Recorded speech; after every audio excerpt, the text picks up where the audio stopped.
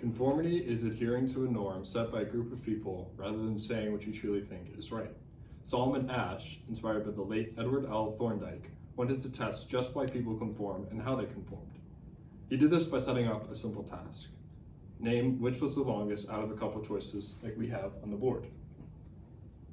He then had the Confederates all confidently state that the wrong choice was correct, with a single actual participant wondering why all these people were saying the wrong choices.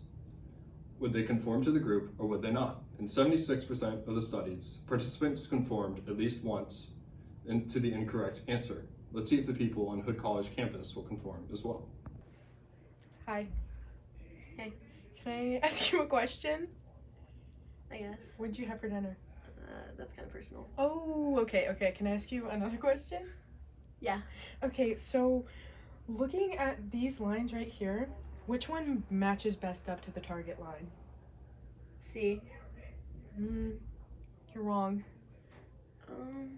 Are you sure? You're wrong. I think you're wrong. You're wrong. It's actually B. Do you see? I see B. I don't think it's right. But it is right. B matches best up with the target line.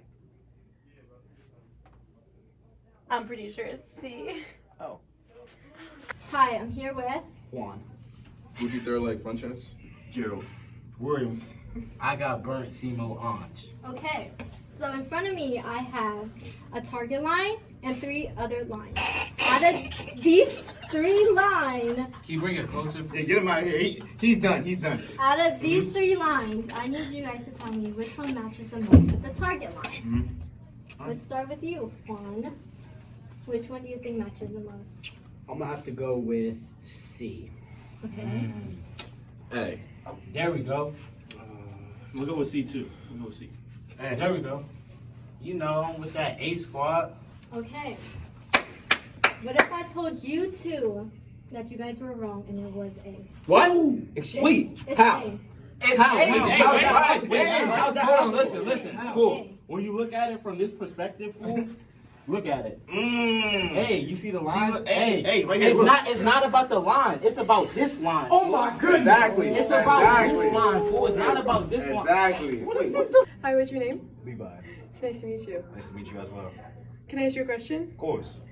Looking at the target line, which line matches best up with it? I would say C, yeah. What if I told you that you were actually wrong? What? Yep, it's actually B. Do you see it? Yo, actually, yeah, now that you mention it, yeah. I You see it? Yeah. Exactly, the makes answer is sense. B. Yeah, I didn't exactly. even notice. Oh my god. Original study of the line judgment test was that people were more likely to conform to majority opinion, even when they know that the answer that they have in mind is the correct one. But to avoid being made fun of or standing out, they conform. This is also known as normative influence. It causes people to conform to be accepted by others. To follow up to his own study, Ash changed it up where the Confederate gives the wrong answer in front of the other real participants. He was loudly ridiculed, which explains the concept of why people conform and the power of normative influence. In the clip that I'm about to show you guys, it was made by us of an example of his follow-up study. Looking at the lines on the right side, which one most matches the target line? I think B. I also think B. I think A. You're stupid. It's not A, it's B. How could you ever think the answer is A? Like, that's really freaking stupid of you. Can you not see? Literally, you're so stupid for that. Go away. Ash did another follow-up study where this time instead of one person, they added another person. This person resisted to the majority answer. It didn't matter if his answer was right or wrong. When there was a dissenter who gave another answer different from the majority answer, the participants were less likely to conform to the majority. Only 9% of the critical trial conformity was low. Ash concluded that simply having someone else who disagree with majority reduces conformity. In the next clip, we also made our own little skit of showing you this study. I think the answer is B. I think it's B. I think it's C. I'm gonna go with A. See? That was good.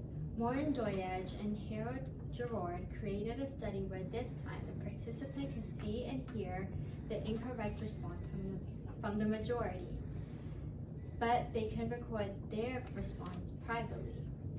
This gave them the ability to answer without the fear of being made fun of or being normatively influenced.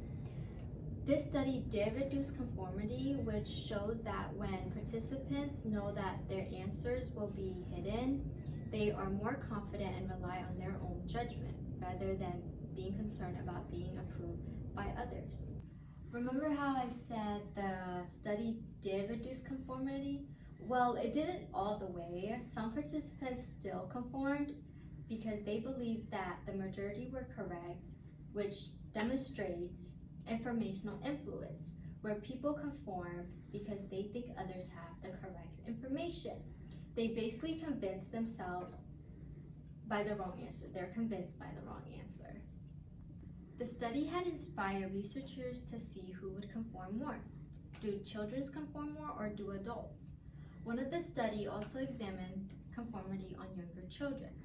Michael Walker and Maria Andrea found that younger participants were more likely to conform at the range level of 42% among 6 to 8-year-olds, 38% for 9 to 11-year-olds, and 9% for those who were 12 to 14, but no conformity